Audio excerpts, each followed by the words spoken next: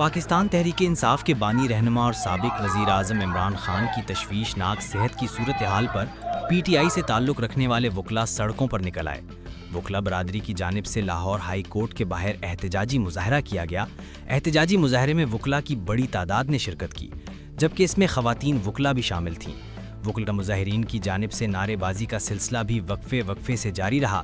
مظاہرین کا کہنا تھا کہ حکومت کو فوری طور پر سابق وزیر اعظم عمران خان کو بہتر سے بہتر طبی سہولیات فراہم کرنی چاہیے۔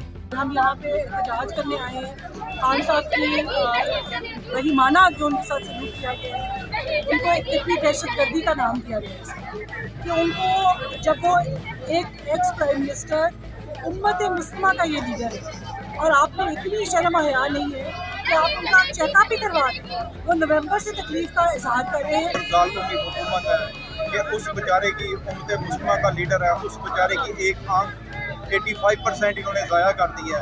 جو میں سارے پی ٹی آئی کے ورکر پاکستانی سارے پرامن احتجاج کے لیے آئے ہیں۔ عمران خان کی صحت کا اس میں بہت سب کو تشویش ہے۔